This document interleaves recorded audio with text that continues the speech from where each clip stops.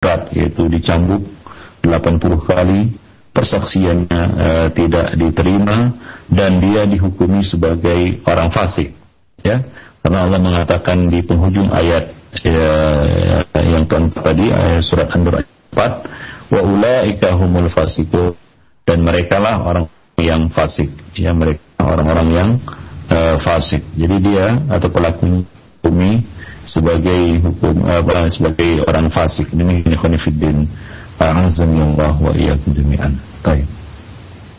Demikian pula ya khonifuddin, ya, menuduh dengan tuduhan keji lainnya, seperti misalnya menuduh seseorang telah melakukan liwat, yaitu homoseks, atau mengeluarkan seseorang dari nasabnya yang ma'ruf. Ini termasuk perbuatan qadzaf, ya, dan pelakunya yang mendapat hukuman sebagaimana hukuman qadzaf, yaitu tuduhan zina. Ya, misalnya kita menuduh seorang seorang wanita telah berbuat lesbi, ya, atau berkencan dengan sejenisnya. Ya, demikian juga tuduhan liwat, tuduhan homoseks tanpa bukti. Nah, ini juga bisa menjatuhkan pelakunya ke dalam hukum hudud ini. Demikian juga mengeluarkan seorang nasabnya, ya, misalnya mengatakan kepadanya ya anak zina misalnya. Ya, jadi al-qadzaf itu adalah yaqulu li imra'atin ajnabiyyah hurrah afifah muslimah, ya, kita mengatakan kepada seorang wanita yang wanita lain yang dan dia itu muslimah dan suci dengan perkataan ya zaniyah, atau ya baghiyah, ya. Nah, demikian. Atau kita berkata kepada suaminya, wahai ya suami pezina misalnya, atau suami dan istri pezina, ya, misalnya zauju zaniyah, ya, kita kata ya zauju zaniyah, wahai suami dari wanita ataupun dari istri ataupun wanita pezina. Nah, demikian. Nah, demikian juga kita mengatakan kepada anaknya, pada anak wanita itu ya waladuz zaniyah, ya ibnu zaniyah, demikian, atau ya bintu zaniyah, atau kita katakan kepada putrinya ya bintaz zaniyah, ya bintaz zaniyah, ya bintu zaniyah. Nah, jadi ibarat-ibarat yang menunjukkan ya, hal semacam itu, bahwasanya tuduhan zina, maka itu masuk perkataan yang bisa digolongkan sebagai qadzful muhsanat tadi, ya, yaitu melontarkan tuduhan tanpa didatangkan bukti atau tanpa membawa bukti dan saksi, ya. Nah, demikian. Baik. Nah, jika itu muncul dari suaminya, ya, jika itu muncul, tuduhan itu muncul dari maka diadakan antara mereka berdua dan dipisah untuk selama-lamanya, ya, bisa dipadukan dan disatukan lagi. Nah, demikian ikhwanifiddin. Itu hukuman bagi ya seorang suami yang wanita istrinya berbuat serong misalnya tanpa membawa bukti, maka dijatuhkan ataupun dilaksanakan hukum li'an atas mereka berdua. Nah, demikian ikhwanifiddin. Baik. Ya, jadi hendaklah kita jauhi ucapan-ucapan ya seperti kita memanggil seorang wanita dengan mengatakan ya zaniyah, wahai pezina, ya, atau kita katakan kepada anaknya, hai anak zina, anak pezina misalnya, wahai putri pezina. Ya, kita katakan kepada suaminya misalnya, wahai laki-laki yang istrinya zina. Nah, sama ya, dengan dengan ucapan-ucapan yang kita sebutkan tadi. Nah, dan pelakunya wajib alaihi al-had, ya, pelakunya itu ya bisa dikenakan hukum had, ya, bagaimana disebutkan, yaitu samanuna jaldah, ya, sebanyak 80 kali cambuk, illa ayyuma al-bayyinah bidzalika, kecuali ya dia yang penuduh itu, si penuduh itu mendatangkan bukti atas tuduhan tersebut. Dan bayyinah itu ya sebagaimana, atau bukti itu ya adalah sebagaimana dikatakan oleh Allah Subhanahu wa taala, yaitu ba'atu syuhada, 4 orang saksi, ya, 4 orang saksi. Nah, demikian, 4 orang saksi, yaitu yashhaduna ala sidqihi, yang bersaksi atas kebenaran tuduhannya itu, ya. Nah, demikian. ya bersaksi atas kebenaran apa yang dituduhkan tersebut. Ikhwan rahimani wa rahimakumullah jami'an. Baik.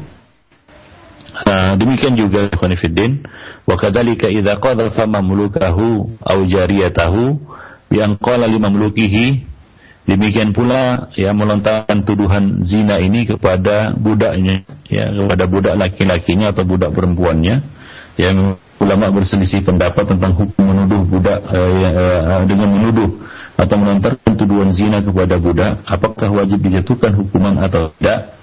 Ya, nah demikian, dan pendapat yang rajih ya di dalam bab ini adalah wajibnya dijatuhkan hukuman ya terhadap orang-orang yang menuduh ya budaknya dengan tuduhan itu, yang menuduh budaknya, budak laki-laki ataupun budak wanita yang miliki ya dengan tuduhan zina. Ya, misalnya dia berkata kepada budaknya ya zani, atau dia berkata kepada budak wanitanya ya zaniyah atau ya baghiyah. Nah demikian. Nah ini berdasarkan hadis yang sahih yang diriwayatkan oleh Imam Bukhari dan Muslim di dalam sahih mereka berdua. Rasulullah sallallahu alaihi wasallam bersabda, "Man qadhafa mamlukahu bizina, uqima 'alaihi al-haddu yaumal qiyamah illa ayyakuna kama qala." Barang siapa yang menuduh budaknya ya dengan tuduhan zina, maka ditegakkan atasnya had hukuman pada hari kiamat, kecuali ya kenyataannya adalah seperti yang dia ucapkan. Ya, kenyataannya seperti yang dia ucapkan, ikhwan fillah. Ya, nah demikian. Jadi ini mengingatkan kepada kita. Demikian pula ya pembantu kita, ya pegawai kita ataupun anak buah kita apapun namanya, ya kita tidak boleh melontarkan ya tuduhan-tuduhan seperti ini kepada mereka. Karena biasanya tuduhan seperti ini ya kali terlontar dari orang-orang yang berada di bawah kekuasaan kita, ya istri kita ataupun anak kita atau saudara kita atau ya teman-teman kita atau budak-budak kita atau pembantu-pembantu kita atau buruh-buruh kita, ya karena mungkin kita tidak menjaga lisan, ya kita dengan tanpa beban ya dengan gampangnya, dengan mudahnya kita mengucapkan ucapan tersebut ya dengan mengatakan ya wahai pezina, ya hai pelacur. Demikian. Jadi ucapan-ucapan seperti ini hendaknya ya dihindari ya para pendengar yang berbahagia, ya para pendengar yang budiman, karena ini adalah ucapan yang mengandung konsekuensi yang berat. Ya, ucapan ini adalah ucapan yang mengandung konsekuensi yang berat.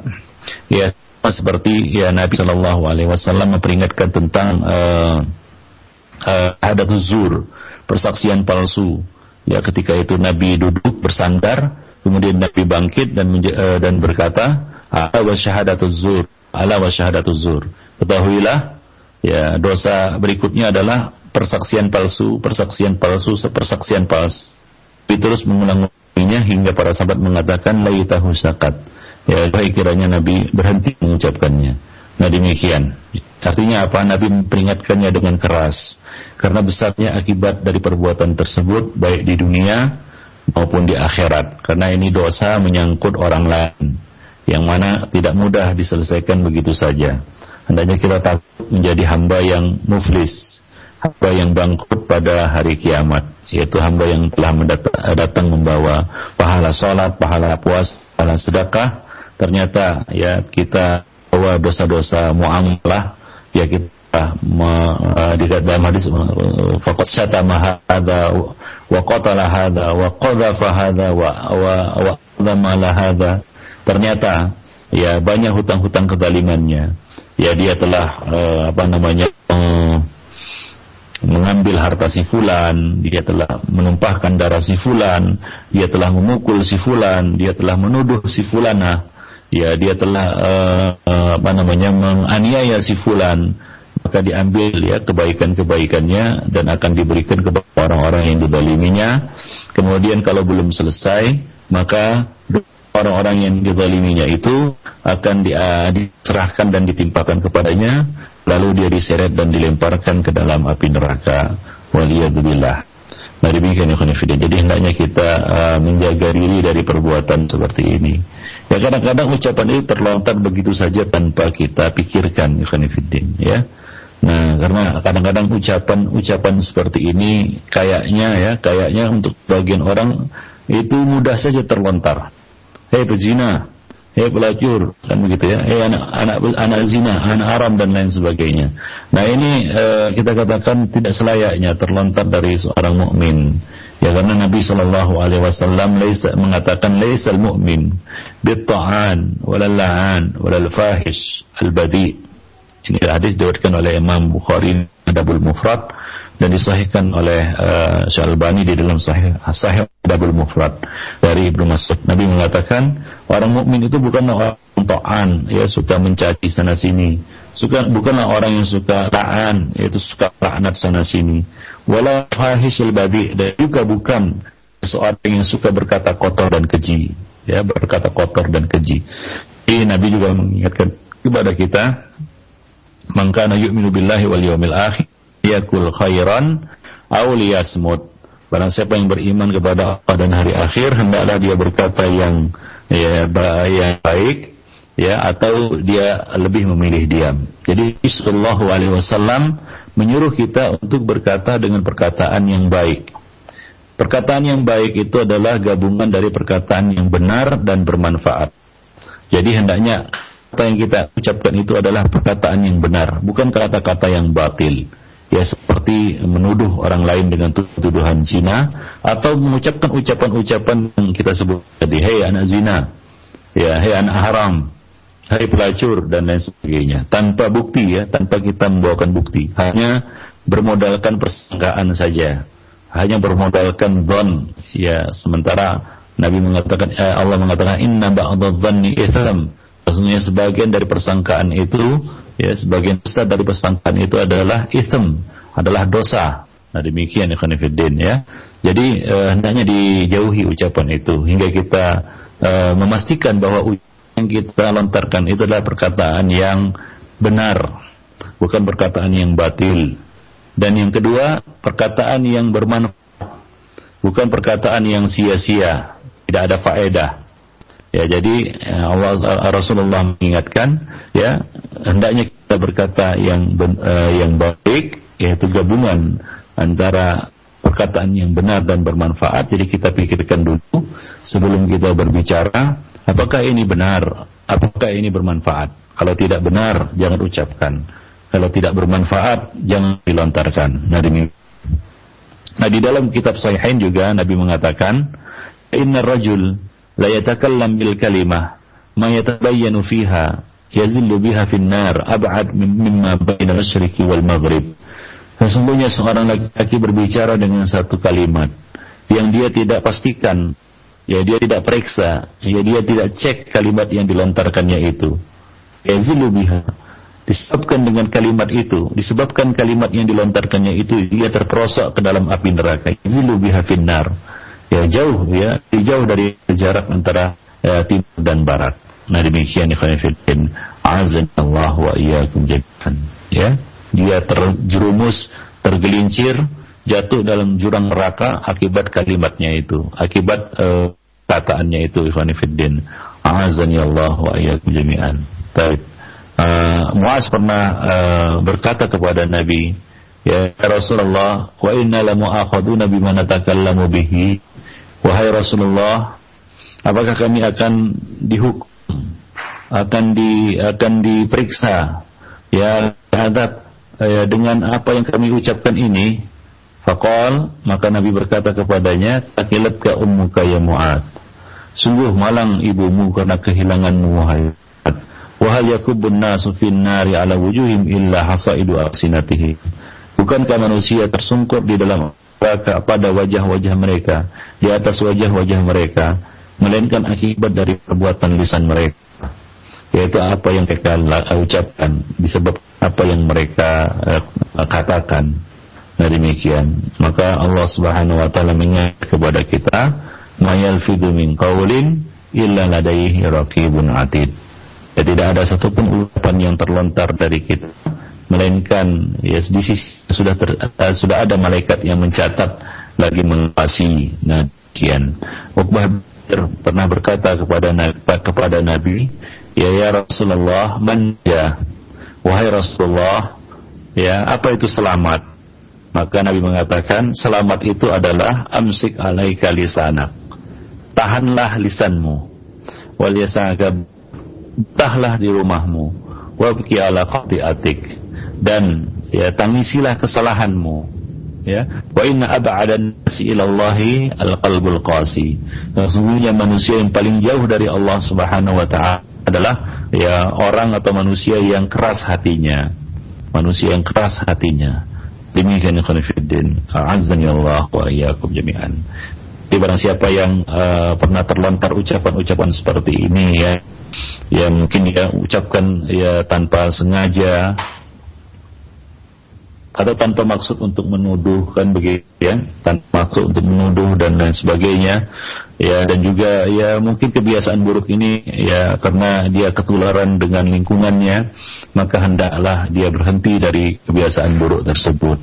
Dan hendaknya ya kalau dia pernah lontar itu kepada seseorang, hendaknya dia minta maaf ya pada hari ini atau sekarang ini ya, atau selama mumpung dia masih hidup di dunia.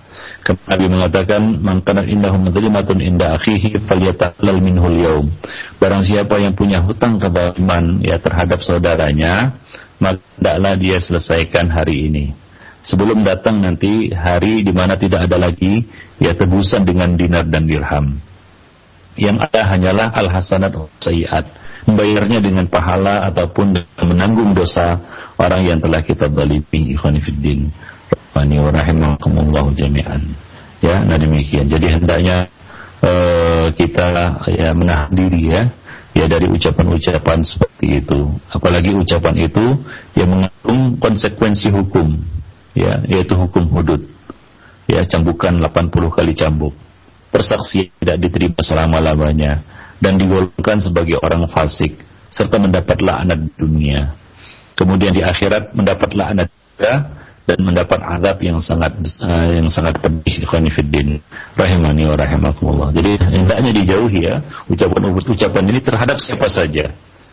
Suami terhadap istri, istri terhadap suami, ya, orang tua terhadap anak-anaknya, apalagi anak-anak terhadap orang tuanya, ya, kemudian juga antara sama kaum muslimin, ya, nah demikian, ya, bahkan kepada budak sekalipun, kepada pembantu atau kepada orang-orang yang berada di bawah kekuasaan kita, hendaknya kita tahan ya diri kita dari perkataan-perkataan seperti ini, ya, dan menjaga lisan. Ya, menjaga lisan dari tuduhan-tuduhan yang tidak berdasar dan tidak memiliki bukti. Dan bukti sebagaimana yang kita sebutkan tadi, kalau kita bisa mendatangkan 4 saksi yang membenarkan perkataan kita, ya, barulah bisa diterima ucapan kita itu. Kalau tidak, maka akibatnya akan terpulang kepada kita sendiri. Nah, demikian ikhwan fillah rahimani wa rahimakumullah jami'an.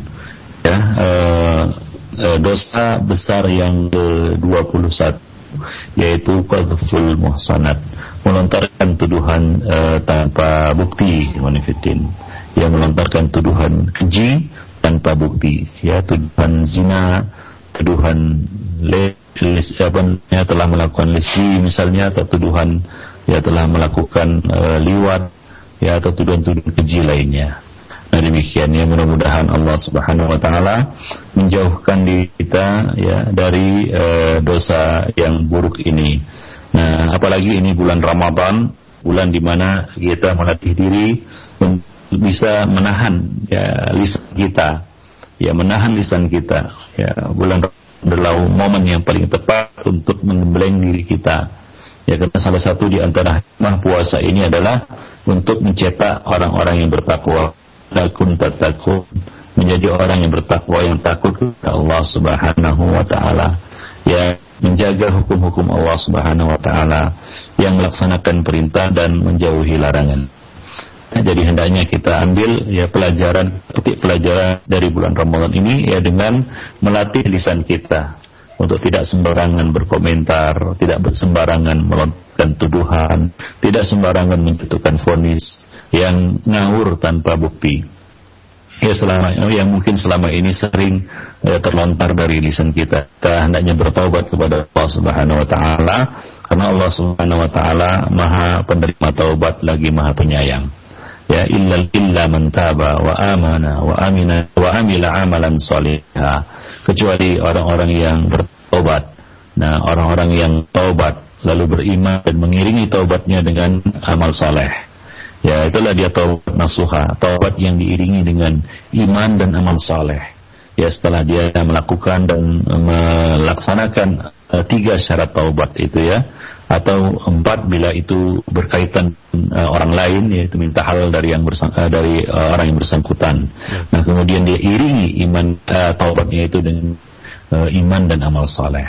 Nah, mudah-mudahan Allah Subhanahu wa taala ya menerima taubat kita semua dan menjauhkan kita dari dosa yang ya sangat buruk ini, yaitu menuduh atau melontarkan tuduhan tanpa bukti. Nah, para pendengar yang berbahagia, kajian kita pada kesempatan yang berbahagia ini, dan untuk selebihnya mungkin ada pertanyaan-pertanyaan yang perlu ditanyakan, ya silahkan kita buka kesempatan tanya jawab.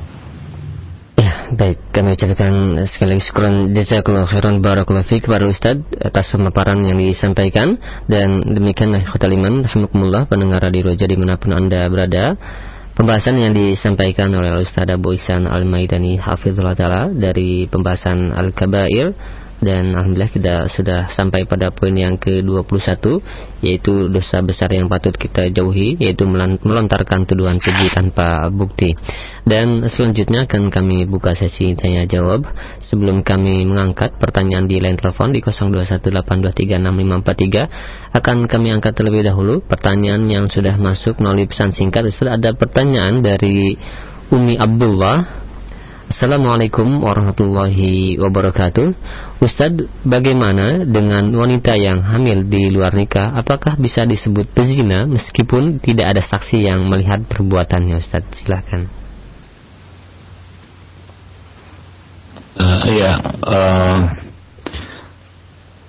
Ikhwani fiddin azani Allah wa iyyakum jami'an. Ya, orang yang hamil ya di luar nikah tanpa memiliki suami yang sah, ya tentunya ini secara otomatis ya kenyataan telah berbicara ya bahwasanya dia telah melakukan zina. Ya, hendaknya wanita ini bertobat kepada Allah Subhanahu wa taala. Ya, ia melahirkan bayinya, lalu dia bersungguh-sungguh bertobat kepada Allah Subhanahu wa taala. Nah, demikian ya, dan kaum muslimin dan muslimat hendaknya ya membantunya di dalam bertaubat kepada Allah Subhanahu wa taala ya. Nah, membantunya untuk bertaubat ya, menolong saudara kita itu